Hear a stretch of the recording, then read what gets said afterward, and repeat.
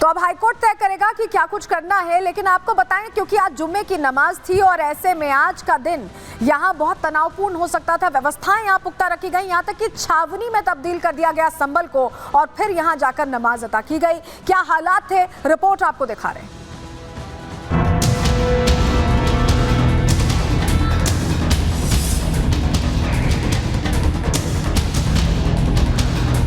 संभल में रविवार को ही हिंसा के बाद आज शाही जामा मस्जिद में जुमे की नमाज अदा की गई। संभल के मौजूदा हालात को देखते हुए संभल को 3 जोन में बांट दिया गया। पूरे इलाके को छावनी में तब्दील कर दिया गया। पुलिस के जवानों ने शांति बनाए रखने के लिए फ्लैग मार्च निकाला। ड्रोन कैमरों से निगरानी की गई।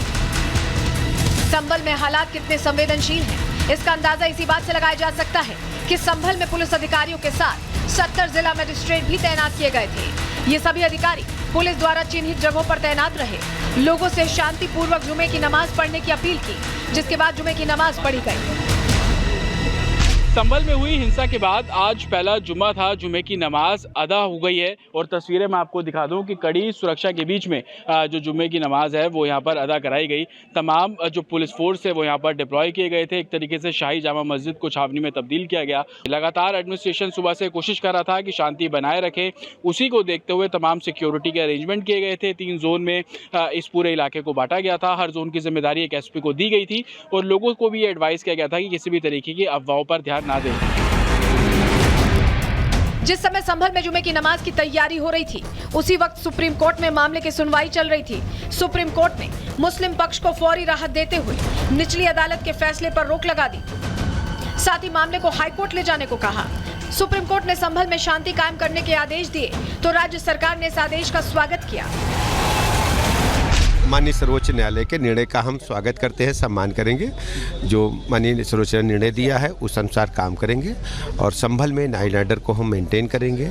किसी को भी शांति व्यवस्था से खिलवाड़ करने की अनुमति नहीं है और निष्पक्ष जांच हो रही है, एक तो शासन स्तर पर और दूसरा एक न्यायिक जांच आयोग का भी गठन किया गया है।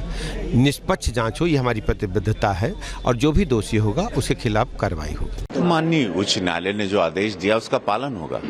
माननीय उनसे बड़ा तो सर्वोच्च है और उसका पालन होगा। जैसा उन्होंने कहा वैसे ही होगा। सरकार, प्रशासन और सुप्रीम कोर्ट सभी संभल में शांति चाहते हैं, लेकिन विपक्ष बार बार संभल में सुलग रही चिंगारी को हवा देने का काम कर रहा है। एक्स चीफ जस्टिस साहब ने ऐसा एक जजमेंट दे दिया कि अब अभी तो पहले मस्जिदों में शिवलिंग ढूंढे जाते थे, अब तो ये हमारे जो जियारतें हैं, हमारे जो श्राइन्स हैं और वो भी अजमेर शरीफ जैसी श्राइन, तो मुझे लगता है कि इसके बाद मुसलमानों के घरों में ढूंढना शुरू कर देंगे। तो ये तो मुल्क को बंटवारे की तरफ लेके जा रहा है, खून खराबे की तरफ लेके जा रहा है, जैसे हमने संभल उत्तर प्रदेश में देखा। हम चाहते हैं कि निष्पक्ष जांच हो और जो असली कसूरवार है संभल वाली घटना के लिए और जो लोगों के सेंटिमेंट से जो खिलवाड़ हो रहा है उत्तर प्रदेश में और पूरे देश में, कहीं ना कहीं इस पे फुल स्टॉप लगना चाहिए। और ये बहुत ही इम्पोर्टेंट और नेशनल इशू है। जिस तरह की कार्यवाही शासन और प्रशासन द्वारा देखी गई और मुझे पूरा भरोसा है कि सुप्रीम कोर्ट की निगरानी में निष्पक्ष जांच होगी। विपक्ष लोगों की भावना का हवाला देकर एक पक्ष को उकसाने का काम कर रहा है। संभल में जिन पत्थरबाजों के लिए पूरा विपक्ष एक सुर में प्रशासन को दोषी ठहरा रहा है, उनकी सच्चाई कैमरों में कैद है। कई आरोपी पुलिस की गिरफ्त में हैं, जिनके पास से उपद्रव फैलाने वाले हथियार बरामद किए गए हैं। विपक्ष जहां संभल के मुद्दे पर सियासत कर रहा है, वहीं केंद्र सरकार में शामिल मंत्री बार बार शांति और कानून हाथ में ना लेने की अपील कर रहे हैं। संभल में जो हुआ है ऐसा नहीं होना चाहिए। मतलब जो भी हिंसा हुई है, जो कुछ लोग वहाँ उसमें मरे हैं, ये बात अच्छी नहीं है। हमें शांति चाहिए। हमें इसी तरह का अगर जो मंदिर मस्जिद के बारे में जो भी विवाद है, ये विवाद कोर्ट में जो फैसला है फैसला हो जाएगा। इसीलिए मुझे लगता है कि दोनों पक्ष ने कानून हाथ में नहीं लेना चाहिए और वहाँ शांति रखनी चाहिए। कोर्ट का जो भी जजमेंट आएगा उसको मंजूर करना चाहिए। फिलहाल संभल मस्जिद मंदिर विवाद पर अब हाईकोर्ट सुनवाई करेगी, जहां से तय होगा कि मस्जिद का फिर से सर्वे होगा या नहीं। Bureau report, Republic Bharat.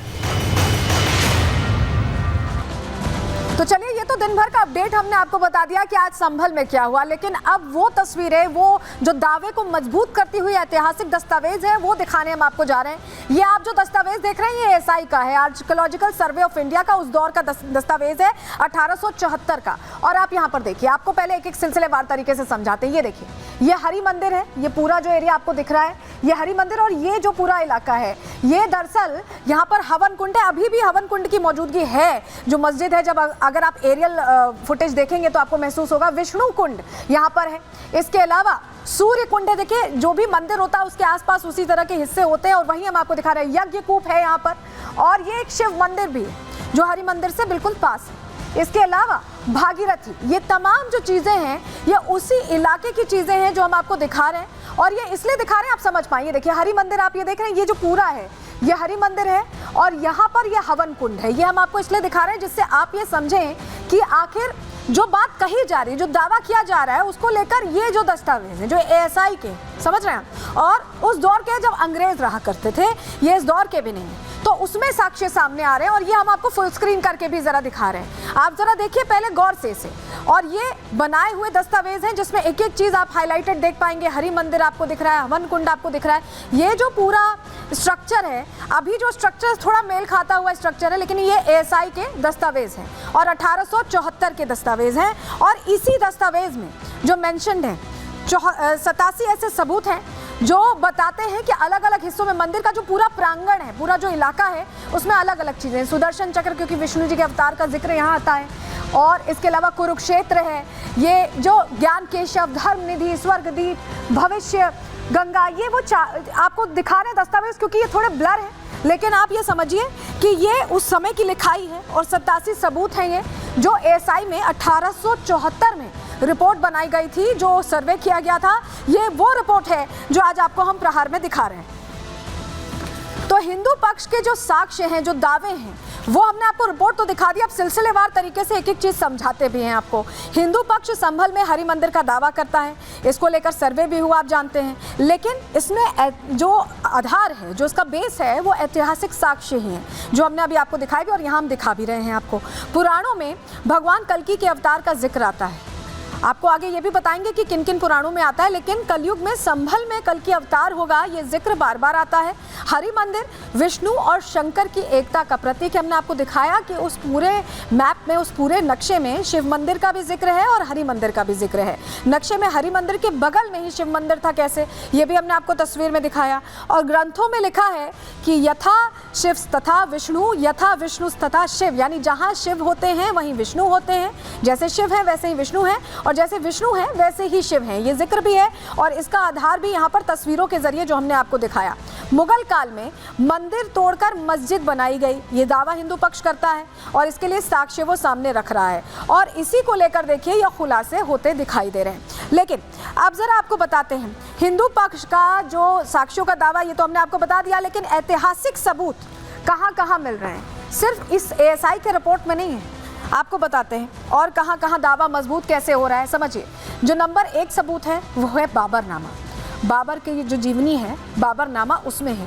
आईन अकबरी में भी दूसरे नंबर का सबूत यहाँ पर है, क्योंकि यहाँ पर हरिहर मंदिर का जिक्र आईन अकबरी में भी आता है। इसके अलावा एएसआई रिपोर्ट 1874 से 76 की 3 साल में तैयार हुई थी रिपोर्ट, जो भी हमने आपको रिपोर्ट दिखाई, पूरा नक्शा दिखाया, वो 3 साल में रिपोर्ट तैयार हुई थी, उसका जिक्र है यहाँ पर।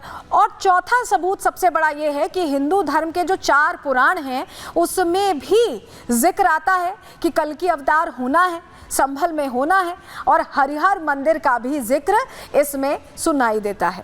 लेकिन आपको ज़रा बताएं कि ये जो सब कुछ है, इसको लेकर खुलासे एक एक जो सामने आ रहे हैं वो सच्चाई के बारे में चीख चीख कर बता रहे हैं। ज़रा आपको एक रिपोर्ट भी दिखा रहे हैं। ये रिपोर्ट कहाँ की आपको बताएं, ये रिपोर्ट दरअसल ACL काइल की रिपोर्ट है, कलाइल की रिपोर्ट है। और इस रिपोर्ट में क्या लिखा है, इसमें लिखा है कि I can only say that on examining several spots, यानी कुछ कुछ जगहों को एग्जामिन करने के बाद ये पता चलता है कि जो प्लास्टर था, द प्लास्टर वाज ब्रोकन, टूटा हुआ था, और I found that some places stone was exposed, कई जगह पर स्टोन्स जो हैं वो हटे हुए थे। और ये लिखा है, I believe that the Mohammedans stripped off those things, यानी कि जो मुस्लिम समाज था उसने इसे तोड़ा है, ऐसा लिखा गया है। और ये ACL कलाइल की रिपोर्ट है कि मंदिर तोड़कर मस्जिद बनी। रिपोर्ट हम आपको दिखा रहे हैं क्योंकि ये रिपोर्ट आपके लिए समझना बहुत ज़रूरी है इस रिपोर्ट के ज़रिए कि क्या लिखा है इसमें, क्या खुलासे हुए हैं। तो ये जानकारी हमने आपको दी